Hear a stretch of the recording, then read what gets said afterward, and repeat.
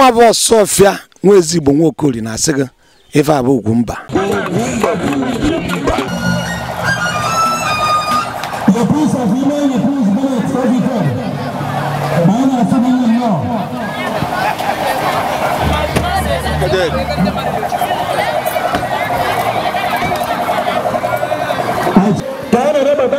Traditional Crown Minister of Ibeni. High Chief Ichie, Sir, AE, and of your KSA. Audio Ibeni. Traditional Crown Minister, Ibeni Autonomous Community.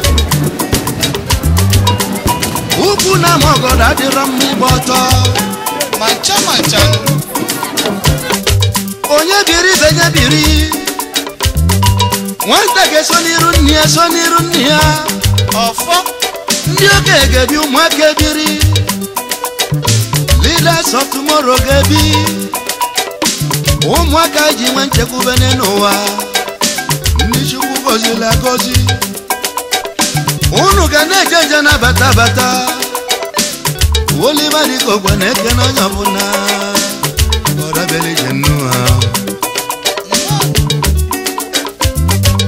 Omu Nigeria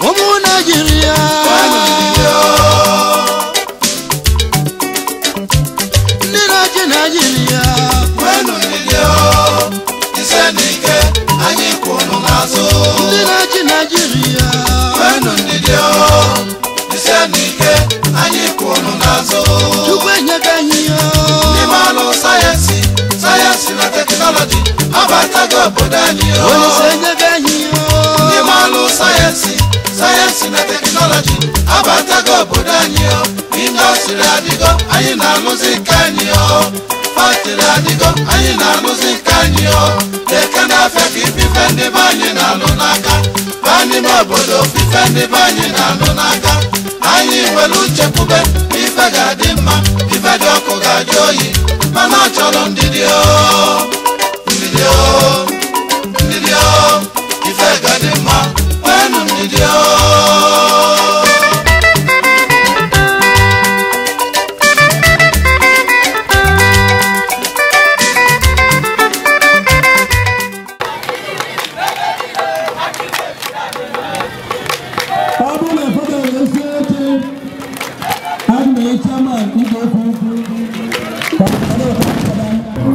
His Highness, may your days belong.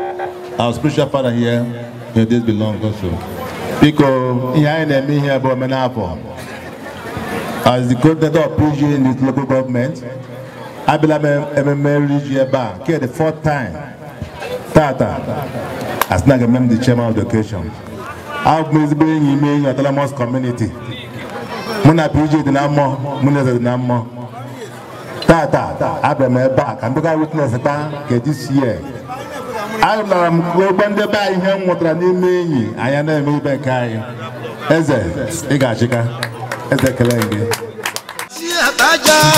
Chabani Ketibu, it is here, Baja, Chabani Ketibu, the one more, the Panokoro, the one more, the Panokoro, Ibirio,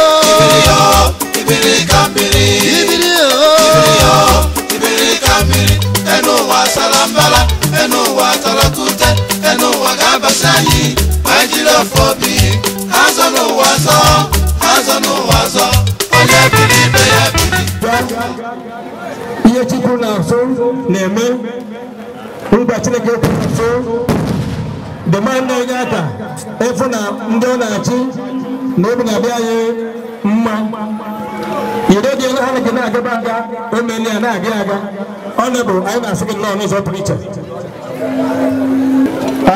ibi ihe emume ụba Igbo anyị ekene n'ụlọ kele akụrụ ụlọ anyị na-asị gị nnọọ igwe ekene ime eyi agụna honorable member Honorable Chiagabiga, you're welcome. Leloji. Other members of the high tables, Leloji Waterao. And now, as of the like, I need to see where and I go back all the gate and about all the needle over. Nabiko and Kelegi, Makena Matani, Nyani Ke, Nyani Etiche, Nyani Wingin Story, and a GMA name. Afobona, I call, I Guru, Yaka Bagoro, Kai Kelegi, Nankapa, Ezani, Boya in Estonazo, Nima Yendi Anile, Yapasara Tichobo, Yapasara Hazi. Aina Yogi, Yana Lola, Nakotamania, the cabinet here, the Nesoya, Haji, Dine Duha, Na Baziliha, Na Goziha, can you need a hand name? Na Putin, Na Madinule, in a Gunoti, in a Jordan, in a Jordan, believe it, in a toasty, doing na hana na wa na monso amen.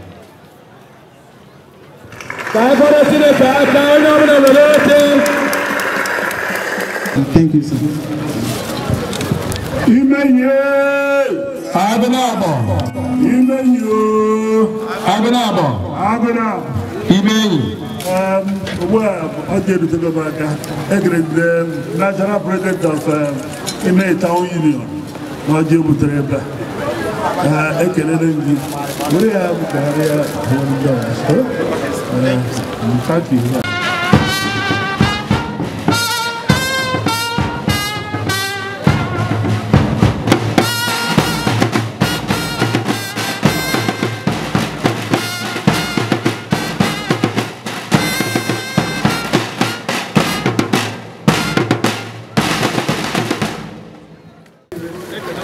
Chineke na-eberede ịhụnanya ọ bụ ime enyi ọ nọ n'oru ọnọdụ Igbo ndị dị isi ebe dị iche iche wee zukọtara mgbe awa maka eri ji nke ime enyi ejizikwa adịm ekele gị ọkachasị ndị si ebe dị iche iche iduru nata na-anụghị aka ọjọọ ọbụla gị n'ime enyi maka eri ji anyị na-ekele gị anyị na-ebula aha so elu wee na-abịara ji anyị ga-echi taata anyị ga-erite ogologo ndụ na-arụ isi ike ihe akụ akụ ihe enwe enwe ojiji eji egbu anyị ọrụ aja egbu anyị udo ga-adịrị ime enyi ọ dịbụ ya na ọ ga-adịrị gaba n'iru ojiji eji egbu anyị ọrụ aja egbu anyị ihe ozi uwe bụbụ ihe dị mma Chineke ga-emezuru ya anyị ewere ọnọdụ nke a wee na-ahasịrị aka wee na-ayọ ihe ọbụla ga-eme ebe a ọ ya agajiri aka Chineke anyị eme anyị nke ọbụla enwe nsogbu ọbụla n'afọ Jizọs Kraịst bụ onye nwe anyị n'aha ha. Where we thank God for the harvest He has given us. It is said that when you sow, you reap. We have sown and we are reaping. We are thanking God for the bounty harvest. We can see how the weather is, so I won't bore you with a lengthy talk.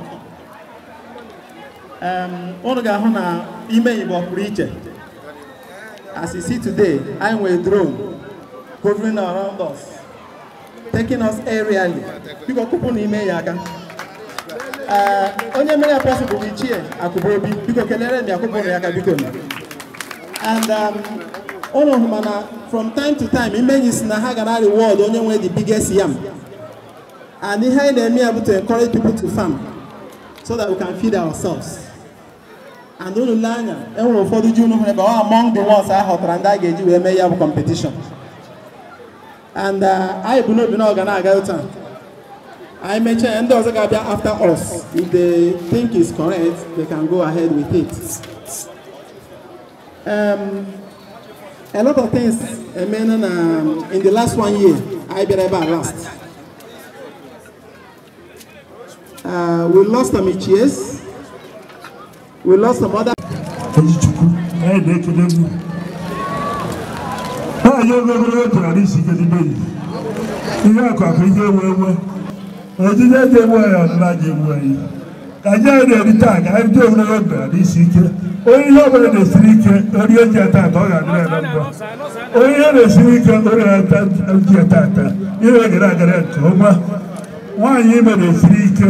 Those who had money here, not to come or the way to come. Me, she, oh, God, no, God, you may even God, you, all I do is on a prayer drum, and Jesus Christ, for your word.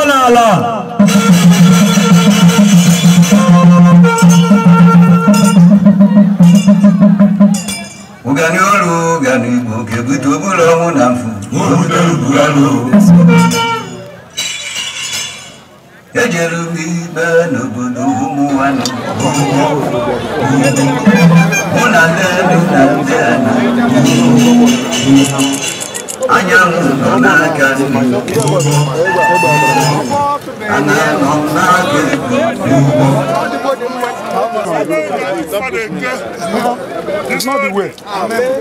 Then I fall. Amen. Then I walk. Amen. I don't want you when you mean. Amen. Amen. No idea. Amen. No more. Amen. You are the ready. All the time, man, I had to go.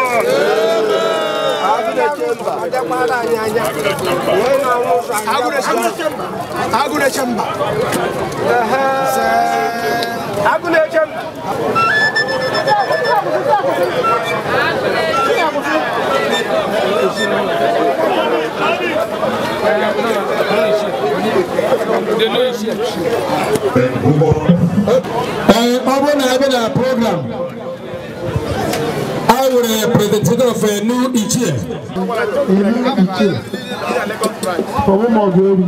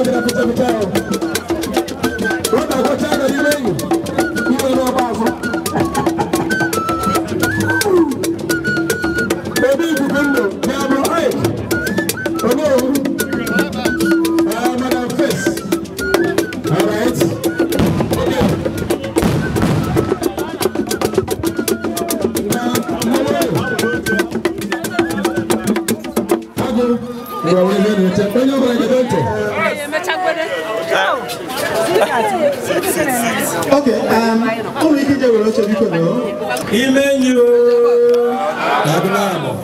Agunabo, Imeni.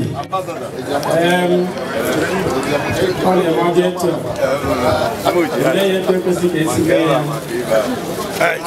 Ogunogo kwade no kambe. Anya san make no go preach. Reverend Father Yankes. Biko koye chirinya zero. Makanasi kampome nisi ewulikane ese na sign na shilo ni jite. Biko koye chirinya zero. Abro ka kwugo maka ihe asimu kube. O wike mpa amount ebe a. Egwu wike to ndị mmadụ. Na mụ ama akpa amount. Ihe mba na kwesị ka mme ihe because na abụ nwa afọ ime enyi. Ekene m unu.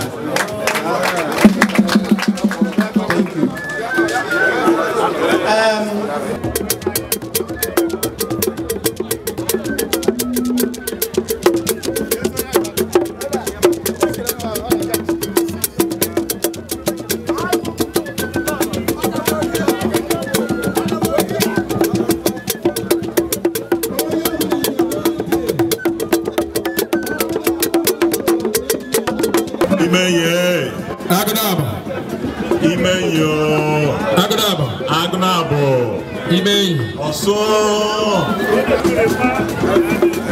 Your Royal Highness, last, Prime touch. I'm going to achieve first.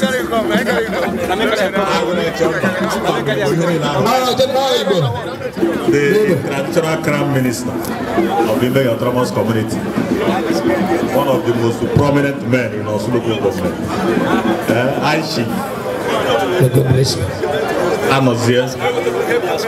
No John Michael again over here. How doing you? Naira power. How do I have Naira power? Can you money? Oh, yeah, c'est commander. So, she like a good remain. No, you know. For the amount of time, going to Jesus. Amen. Don't know about you. I got very good on Magafu na mmemme karịrị akarị na mbụ achọrọ m congratulate ndị Ibe Autonomous community maka a successful 2018 iriji nke bụ eziokwu bụ ọ bụrụ na iriji na a na-akpọ resort na a na-agba first anọ m ebe a n'ụbọchị nketa ikwupụta na ndị Ibe Autonomous community agba na first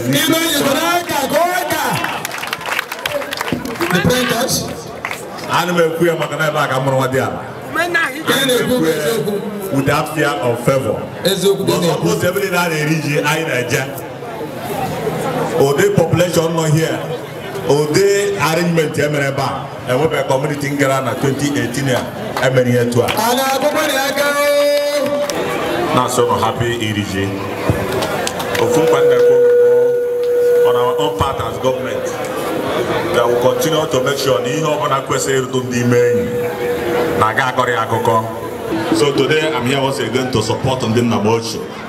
And then I brought that because I was not present, that pledge of last year was not redeemed.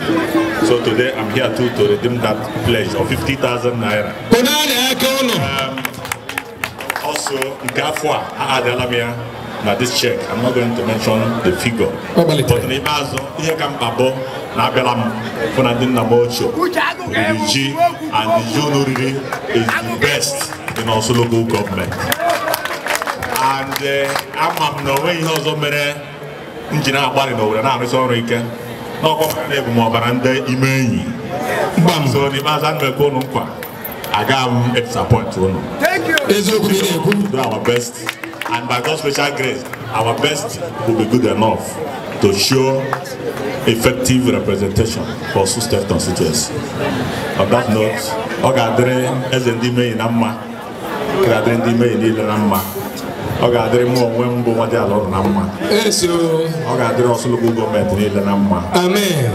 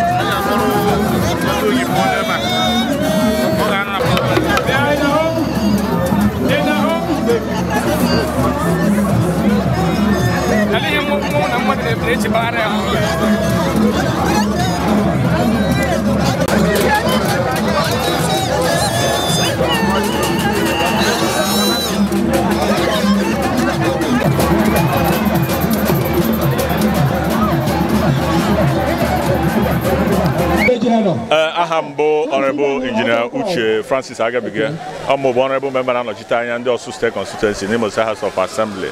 Yes, Irijibu, Omanaleju, Makanajibu, Ezde, Murako Makunila, Sago Jambo and area, and our back of Bame, Memia, so no more thinking, I'll be Obiang, and the main autonomous community, the member Merija, Kaleshi Nake, Makando, Ewegano, Raptapano, Hubo. So I can't remember what's in Kata, I can't bomb a marriage. I don't remember Pajimban, no, my guy, my Paji. No, you can't Paji. Over the good charge, Umaka, when he can get no, I will catch a breacher. Ha, but they gotta go Gana Gubeji, he gets your own way to Bucha, all I want, no, here was a corridor. Oh, I go to Gamaji. I'll make a long one from the State and Lagos. The guy now bomb here.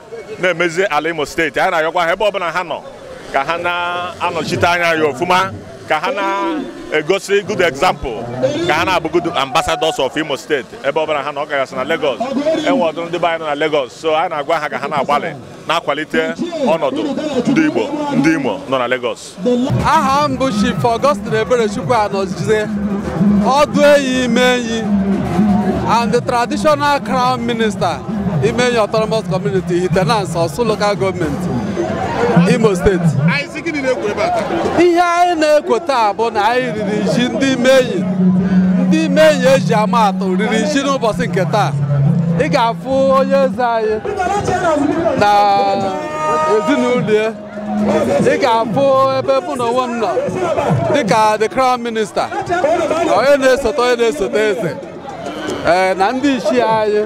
Ndị mmọnwụ kọbara ha kịta na ndị obodo anyị niile anyị dị 10 villages onye ọbụla zuru ezu n'ụbọchị nke taa etu esi eme mbọsị bụ na anyị ga-eri ji dịka etu esi eme afọ niile ndị ichie niile na crown minister na prime minister anyị ga-ezukọ na be eze rie nri sizie ebe eze were bịawazie n'ọgbọ ebe anyị nọ kịta. Ji bụ ihe ejiri mara ọgaranya mgbe gboo. Ihe a na-ekwu mgbe ahụ bụ ijekwere lere ọba ji ya. O nwere onye na-azụ rice ma ọ bụ electric pass mgbe ahụ. Ji ahụ ka eji mara dị ji. Asị na ijekwere lere ọba ji ya. Ọ na-alụ ụmụ nwaanyị na-awụkọsị na-amụ nwa. Ka o nwee ike iketa ọba ji a na-ele ya ka anyị ji akwanyere ji ugwu dịka isi ihe anyị na-enweta n'ubi. Mgbe gboo marụkwa kịta onye ọbụla zuru ji na Igbo a na-akwụ ya dịka onye mere arụ ọrụ na agụụ merie mana enwere ihe na-akọ mkpaji mama m ka na-eme n'obodo a na-eme mkpaji ewechaa ihe ubi ụmụazị na-eje ọ dị ka nga mmadụ na-eje ịchụ nta ije ọbụla o nwere ji egwu fọrọ ndị nwe ubi ahụ ga-ama n'ọdụ ya onye nwata gwutie mgbe ahụ o zughị ohi ji maka na di ji nwe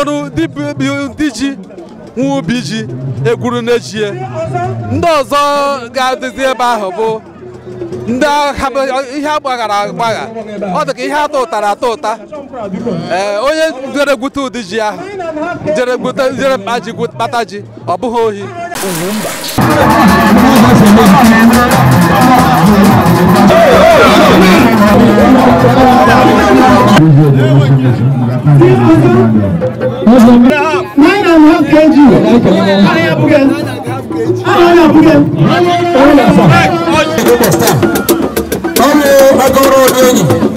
the Prime Minister of Imeyi, Nigeria, a man at the body, Chief of Rabi, all there with Andy Ogumba, Television Authority. Before the Madrid, one of the Lebanon, not opening the